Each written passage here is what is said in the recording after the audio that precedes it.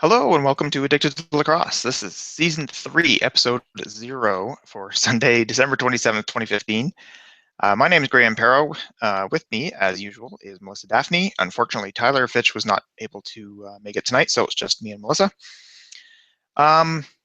This is Episode 0, so this is kind of a preseason episode, and I numbered it that way just so that the episode numbers during the season would match the week number of the season. So in Season 3, we'll be in Episode 3 and so on.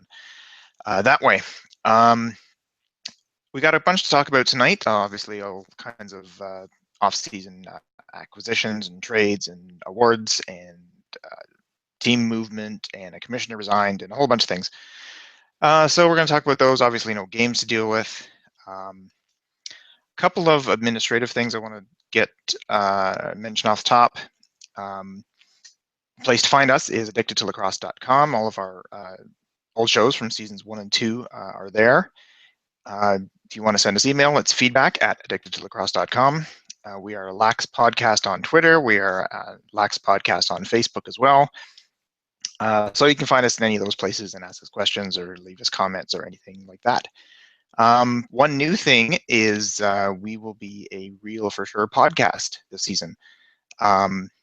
We're setting up it's just going to be an audio podcast, but we're setting that up with iTunes right now.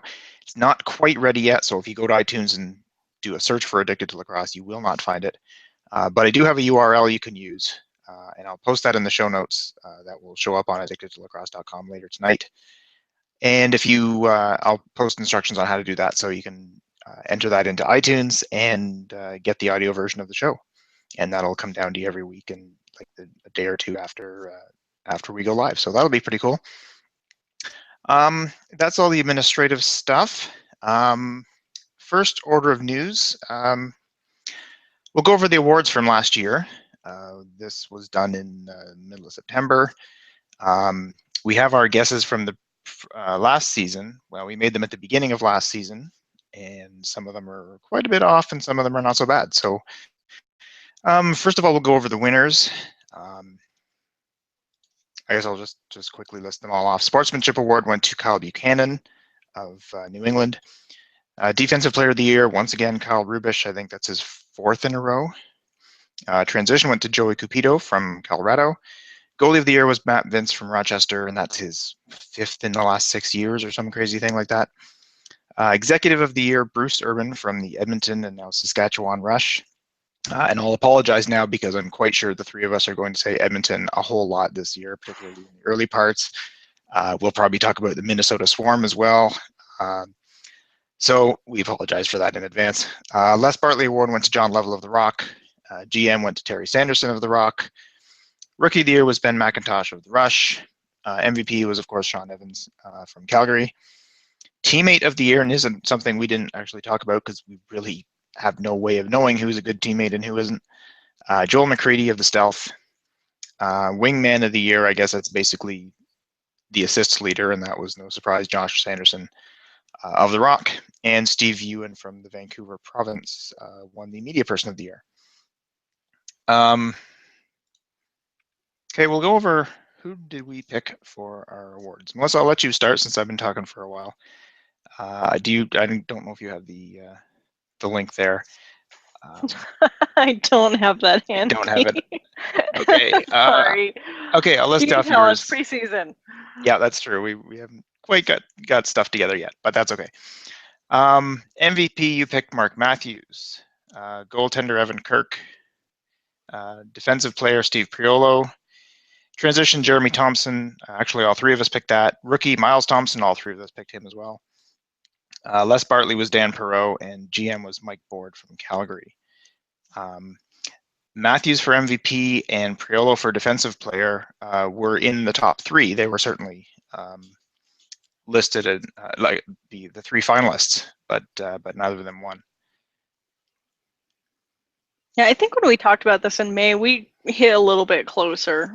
I think we had more of these guys actually on our list because beginning of the season, you don't know who's going to end up injured and all those kinds of things, or just how different a season can be. I mean, we've seen some players start off really strong and end completely bottom of the list. So I think we'll have to hold these close and revisit them come May. Absolutely. You were awfully close on Mark Matthews, I have to say, because if you look at Matthews' numbers, he had he had very good seasons in his first 2 years.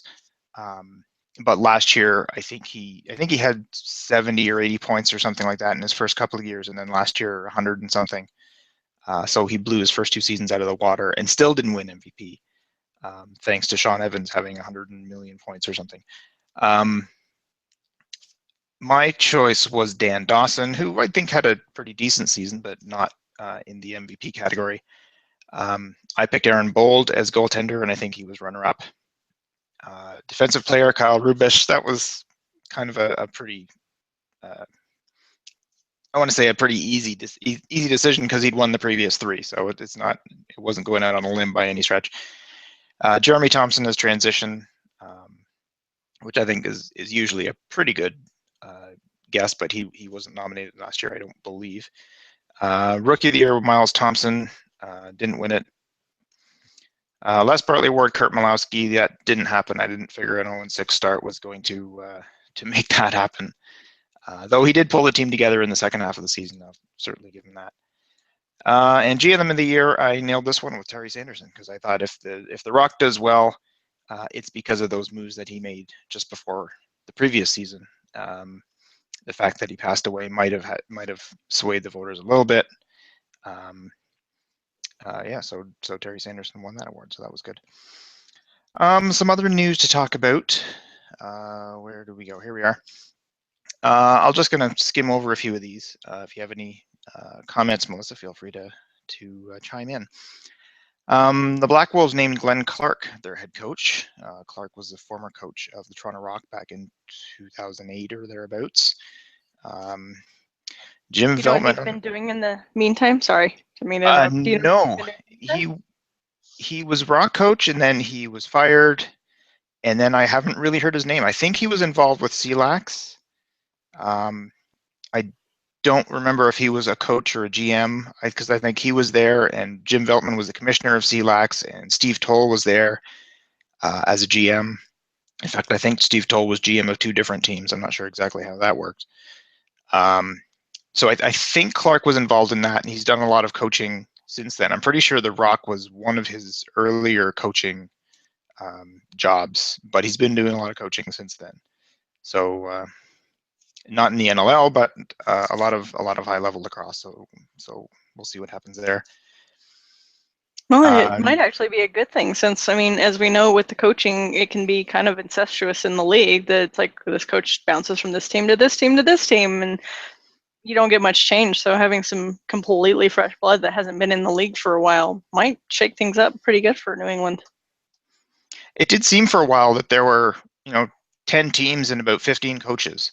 And if anybody fired a coach, they picked one of the other 4 or 5 coaches, and they just kind of shuffled around for a while until some new people came in. So yeah, that might be interesting. So Jim Veltman and Tracy Kolesky will be joining him as assistant coaches in New England. Speaking of former NLL coaches back in the league, Ed Como is back as the head coach of the Georgia Swarm. And one interesting thing that I thought was a little weird was that New England's coach last year was Blaine Harrison, and he announced very close to the end of the season, might have been, I think it was after the season was over, but during the playoffs, that he was leaving the Black Wolves because his family was moving to, I believe it was Michigan, and the commute back and forth was just going to be too much work. Well, now he's an assistant coach in Georgia, so I don't see how he's cut his commute down any at all. So maybe after the move, they decided it's not that big a deal after all. So he'll be in Georgia this year. The Edmonton Rush moved to Saskatchewan. We all knew about that one. Well, we guessed about it before the end of the season, but it was confirmed shortly after the. Well, we knew about the move at least. I mean, it was announced while they were in the playoffs that Urban was moving the team, though, wasn't it? It was. He kind of said we may have to move if we don't get the crowds. The actual official announcement didn't come till afterwards, but he did threaten during the playoffs, which we were all rather surprised about. It was Minnesota that announced their move during the playoffs, because Yes, that's right. we talked about, okay, that's kind of shaking things up, kind of drawing the news where it shouldn't be. But Yeah, they were out of the playoffs, so they announced during the playoffs that they were moving. And Urban was threatening, so of course we definitely discussed that move. Yeah. A couple of other things. Terry Sanderson was announced as the only inductee into the Hall of Fame. The Stealth announced that Pat McCready, Jake Henhock, and Kyle Sorensen have joined their coaching staff. And I just assumed that I'd missed a retirement announcement from Kyle Sorensen, because he's still a member of the Stealth as far as we were concerned. He didn't play last year because he was injured, but apparently he's not retiring. He's just taking a year off to continue to recover from whatever injury he had. I don't remember what it was. But he won't be playing in 2016. He'll be coaching instead, but he hasn't ruled out coming back to actually play in 2017. So that's interesting. Toronto traded Kevin Crowley back to New England for Dan Lintner, which is Crowley came from New England originally, for Garrett Billings. So basically, for Garrett Billings, the Rock end up with half a season of Kevin Crowley and Dan Lintner, and we get a second-round pick next year as well. I saw Lintner play a couple of times during the preseason. I saw a couple of preseason Rock games, actually 2 Rock games and a Buffalo-Calgary game at the track in Oakville a couple of weeks ago. Lintner's not a big guy. He's only about 5'9", but moved around a lot. Pretty quick.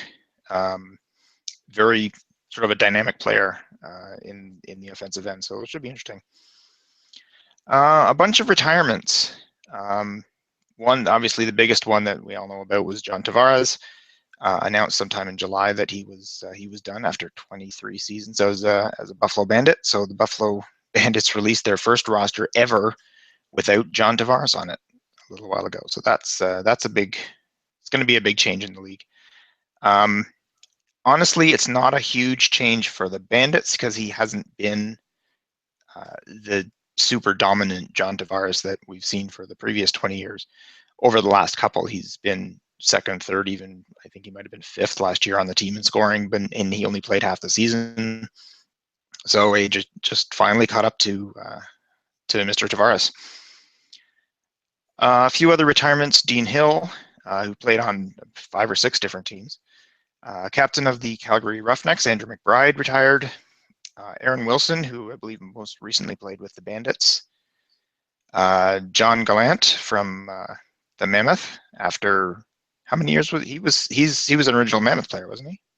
He was. He actually played with the Washington Power and came over with the team and has been with the team ever since.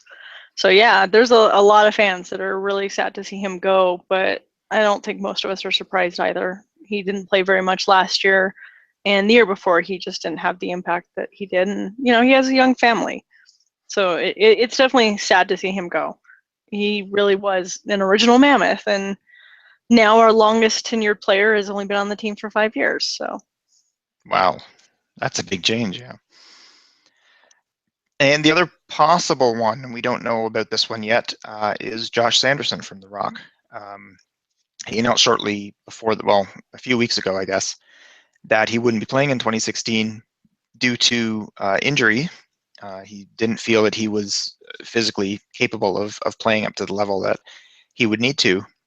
And so he decided to take the season off, or at least not start the season with the team to try and train and get back into shape. And he did admit that if that can't happen, this may be a retirement announcement, or this may turn into a retirement announcement. So it may be just a few games, it may be half the season, or it may be over for Josh Sanderson. We'll have to wait and find out what's going on there. A couple of big. We thought there was a big trade, and then the next day there was a bigger one. The Stealth traded Tyler Digby and a second-round pick to the New England Black Wolves for Garrett Billings. So Billings goes back to Langley, which is where he's from. So I'm sure he will enjoy playing at home. And then the next day, the Black Wolves sent Mr. Digby back west to the Roughnecks for Sean Evans. The Roughnecks also received 2 first-round picks in 2018 and 2019. But the Black Wolves get the reigning MVP, who's actually been MVP 2 of the last 3 seasons. So that's going to be a pretty big change for the Black Wolves. Evans, as you were just saying, that John Gallant has a young family and wants to spend more time with them. Well, that's the reason for the trade. Evans has 3 young daughters, and I guess traveling out to Calgary every weekend or to the west, because obviously most of Calgary's games would be Calgary, Edmonton, Vancouver, and Colorado. So traveling out there was pretty tough for Evans with a young family. So he wanted to trade back east, and Calgary was nice enough to do that for him. So they got Tyler Digby, who's a big, solid forward after a couple of years in Vancouver, and a couple of first-round picks. So Calgary's doing okay, and this could be pretty exciting for New England. It's definitely some big changes. It's nice to hear Calgary. Well, even just in general with the NLL, some of the players asking to play closer to home and the teams accommodating them rather than pulling an Al Davis and being like, no, you're stuck here, and kind of killing their careers or something like that. It is just good to kind of hear things like that. It is, and you want to say it's unfortunate because we've seen NLL players basically ask for that sort of thing, and if they can't do it or they can't get it, we've seen the players just take the year off. Anthony Cosmo was an example. He played in Boston, and then Minnesota had first draft choice when the Boston Blazers vanished, and he basically told them, my memory may be off here, but I think this is how it worked. He told them, don't pick me, because if you do, I'm not going to play for you because I want to stay close to home, and his home is in Toronto. And they picked him anyway. And he was true to his word and just said, well, sorry, I'm not going to play for you. And he didn't. They held out for half a season and then eventually got 2 first-round draft picks for him from the Bandits. And so he's happy playing close to home. Minnesota, I guess, is happy because they got him for free and ended up with 2 first-round picks. But we do know that NLL players, at least some of them, are willing to not play if it's not going to work for them. Yeah, as a fan, that can definitely be frustrating, but yeah, I think sometimes we forget this is basically a part-time job, and this comes second for most of them. Yeah. The other piece of news that hasn't really had much of an effect yet, George Daniel resigned as the NLL commissioner. He decided that he has done enough and his time is up and it's time for somebody else to take over. But he will remain as commissioner until we find a new commissioner. And I've heard nothing about if they're going to just promote somebody who's already there, or if they're looking outside to find somebody new.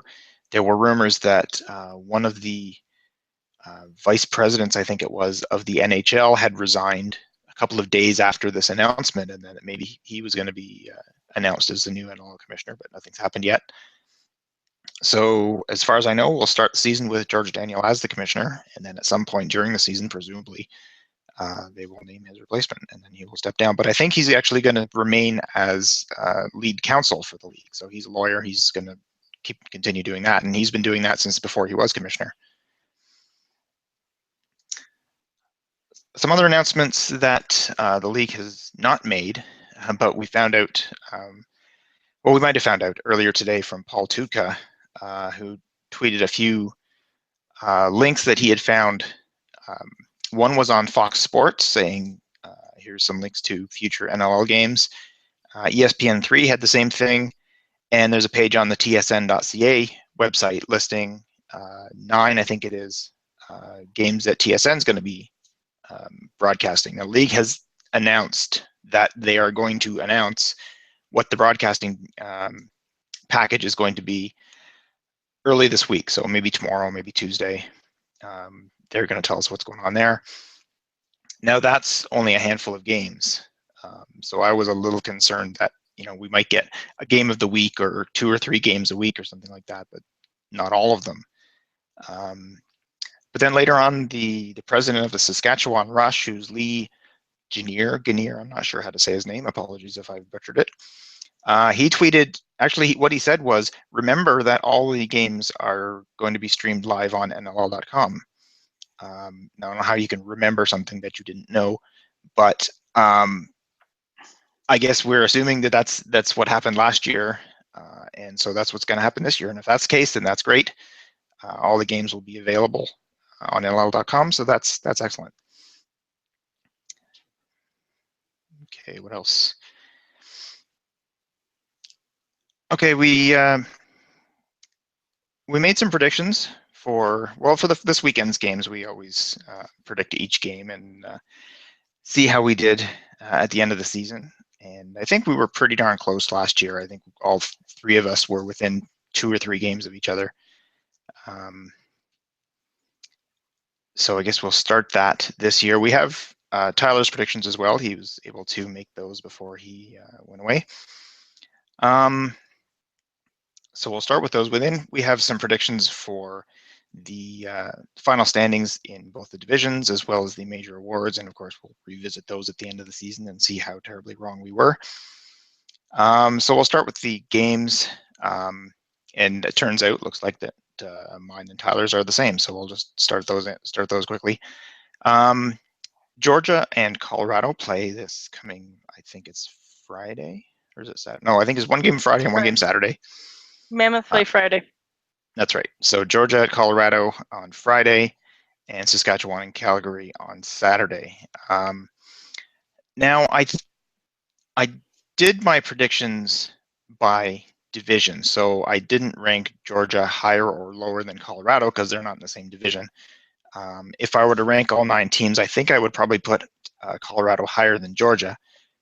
But for some reason, I have a feeling about this weekend, so I'm going to pick Georgia for this game. Tyler also went with the Swarm. And Saskatchewan and Calgary, that the other way around. I have Saskatchewan winning the West, and I'm having Saskatchewan winning this game. And Tyler went with the same thing, though he didn't actually want to type in the word Saskatchewan, and I can't really blame him for that. Okay, Melissa, what did you have? So with Swarm and Mammoth, I'm going with my hometown with Colorado. They just tend to start off strong in the season, and so I know they've been playing, at least according to them, because I haven't seen any of it in the preseason, that they've been playing pretty well. And of course, Scovett's always very excited for this year's team, and I think that just kind of always carries them through. So even if this isn't a better team, I think Colorado's probably just going to come out and just be clicking just a little bit better. With Saskatchewan and Calgary, I went back and forth on this, but I think Rush just have the momentum from last year, and so I'm going to go ahead and put them higher. I don't know how much the move is really going to impact them and some of the other changes, but we're going to go with same as you guys on that one. So I'm either going to be 0-1, or I guess 1-1, or 2-0. Okay, so predictions for the final standings. And I'll go over mine quickly. And I was going to say Tyler's the same as mine, but his are not the same as mine. Actually, yours are closer. But so I'll go over mine quickly. I posted all this on my blog if anybody's interested, nllchatter.com. And I had a little more detail there than I'm going to go with here. But in the East, I have Rochester winning it all. The East, I have fairly similar to last year, actually. Rochester first, Toronto second, Buffalo third, and then I think Georgia will come in fourth, and New England in fifth. And I think when I was writing about this on my blog, I put Georgia sort of with an asterisk saying, if any team is going to surprise us and do a heck of a lot better than I think they are, it might be the Swarm. They have a whole whack of rookies that have all kinds of experience in the summer Canadian leagues and are very highly thought of. And I think if all of those guys click, they could have a really, really good offense. And I did actually see them play the Rock at the track a couple of weeks ago, and their offense looked pretty darn good. So if anybody's going to take over, it's the Swarm. But at the same time, all of those rookies are rookies, so none of them have any kind of NLL experience, and that may or may not come into it. But I put them fourth. In the West, we went with the Rush in first. Vancouver, I think, is the most improved team, and I put them second. Colorado, I think, is probably a close third, like right behind Vancouver. And I put Calgary last, not because I think they have a terrible team, but they did make an awful lot of off-season changes and replaced a bunch of significant players with rookies. And if they pan out, they could have a great season, but too much uncertainty there. So I put them in fourth. Tyler, I'll go over quickly. He picked Toronto to win the East, Rochester second, then Buffalo, New England, and finally Georgia. In the West, his was the same as mine, actually. Rush, Vancouver, Colorado, and Calgary. Melissa, how about you? Man, these were tough because, I mean, obviously all we have really to base our educated guesses on is last season, and we know a team can do a complete 180 from season to season. So this year I found these really hard. I went with Rochester for first. I just think they've just been at the top pretty much for the past 4 or 5 years, and I just expect that to continue. But I think Toronto and Buffalo are probably going to be close on their heels. New England surprised us last season. They started really strong and kind of fizzled out.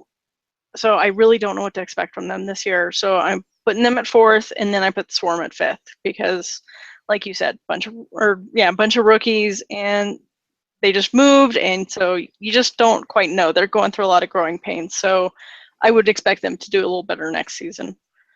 In the West, I'm actually going with Calgary. They're always one of those teams that you just can't quite count out no matter what they do in the offseason. Vancouver, I think last season really shook them up, and I think they're probably going to make some big changes and be a better team. And then I put the Rush in third because, again, they just moved, which seems to shake things up, and they've been a little inconsistent. So while I think they could play great, I just don't know if they can continue with the momentum, and so we put them in third. And then I put my hometown boys, the Mammoth, in number 4. That probably hurt. You know, I just don't have good feelings about this team. I don't like some of the trades they made. I don't like some of the cuts they made. So yeah, we'll see. Seems like we like to draft really good players and then trade them away because they're struggling with us, and they do phenomenally with the other teams. So I expect another season of that. Well, Calgary certainly had something similar happen a few years ago when Josh Sanderson and Tracy Koleski, who were their top 2 scorers, both left in the offseason. And I think everybody thought, okay, well, that's the end for Calgary. They're going to have a couple of crappy seasons and maybe they'll rebuild and come back. And instead of Sanderson and Koleski, they had, who did they have? Daryl Veltman and some rookie named Curtis Dixon. And they ended up winning the West, and they had the best record in the league. So it's certainly possible that they could do something similar again this year. Okay, the major award predictions, and these are surprisingly similar as well, actually, between the 3 of us. MVP, all 3 of us went with Mark Matthews. I mean, you saw what he did last year. He had 2 pretty good seasons. I mean, very good seasons, honestly, with the Rush. And then last year, he took it to another level. And I imagine he was the runner-up for MVP to Sean Evans. So I guess it was Matthews, Benesh, and Evans. So we don't really know who came in second, but he certainly had an excellent season, and we can see that continuing. Rookie of the year, this one's tough because, like I said, the Swarm have 3 or 4 players who could do really well. There's a defenseman named Graham Hossack on the Nighthawks who's supposed to be outstanding. So I mean, it's a crapshoot. So I went with Westberg on the Roughnecks just because I think I don't follow the Canadian leagues all that much, so I can't say I've seen all of these players play and I know what they're capable of. But I've certainly heard his name a lot, and the fact that he's surrounded by Dane Doby and Jeff Shatler and Curtis Dixon and all these sort of established guys, I mean, I could probably score a bunch of goals with those guys feeding me. So that I'm going to go with him. Carson Leung for the transition player. I don't think he nominated. I'm not sure he was even nominated last year for transition player, which was surprising. But I thought he played really well, and he's so young. He's still getting better. So I can certainly see him taking that in this year. Defensive player, Kyle Rubish is as good a guess as anybody because he's won it so many times. But just for something different, I went with Sid Smith from the Nighthawks. I think his defensive game has just been getting better and better. He's the captain of the team. He's sort of a quiet. I think anyway, he's sort of a quiet leader. He's not the scream and yell kind of guy, but he just gets out there and gets it done. So I picked him for defensive player. Goalie, again, Matt Vince would be a decent choice, but I'm going to go with Aaron Bold, and he was runner-up last year, I'm pretty sure, and probably lost it by a hair to Matt Vince. So I think he's going to take that next step this year and win Goalie of the Year. Tyler's picks, he also went with Matthews for MVP. Jesse King for Rookie of the Year, one of the guys on the Swarm. Transition player, Jeremy Thompson, always a good choice. Defensive player, Brett Manny, who I believe is playing for, where is he this year? I think he's in New England. And Matt Vince is Goalie of the Year. Melissa, what were yours? I find these so tough here to do. I went with Mark Matthews too. Part of me thinks that's the lazy choice because he's just a good player, and there's a chance he'll get it every year since he's been a rookie. I went with Westberg for Rookie of the Year, kind of like you mentioned, that you just keep hearing his name and hearing his name, kind of like you did with Mark Matthews. So I think there's just a good chance for him to have a good season until everyone adapts to him. Transition, I was torn. Part of me wanted to go with Joey Cupido again because, hey, he just won it and he had a phenomenal season last year. But I don't know if it was a fluke or if, we're going to see a really great season out of him. So I kind of went with the safer bet with Jeremy Thompson. I don't think he quite had the season last year that everyone expected. And I think we might see a little more out of him this season. Defense, I went with Chris Corbell. Again, just kind of a lazy choice. And goalie was hard because, like you said, it's pretty much been Boulder Vince every year for the past few years. So I went with Vince simply because, hey, I'm putting Rochester #1. So that probably means Vince is going to be top goalie again, just like with Bold. Should have won it since they were the top team. So yeah, there's mine. All right. Well, that's pretty much all the news that we had to talk about. Without any games to discuss, that's a pretty short show. But I think one of the things that we were looking at for this season on the show is to maybe shorten it a little bit.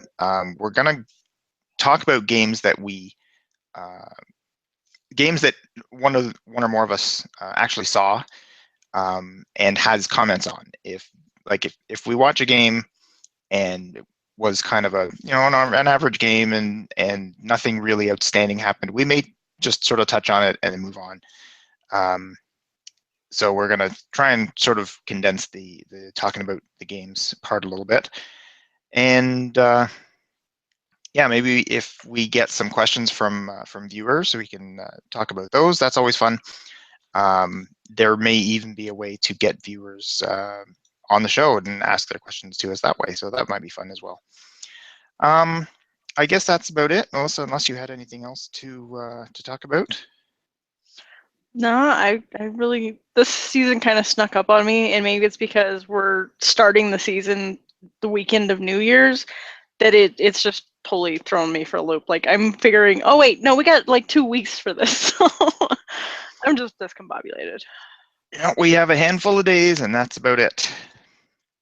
So okay, so I guess that's it. Like I mentioned before, I won't go through everything again, but addictedtolacrosse.com is where you want to go. That's where all our shows are, and there are links there to find us everywhere else on Twitter and Facebook and all those sorts of places. And that's about it. So this has been another episode of Addicted to Lacrosse. For Melissa and the absent Tyler, I'm Graham. Thanks for watching, and we'll see you next week.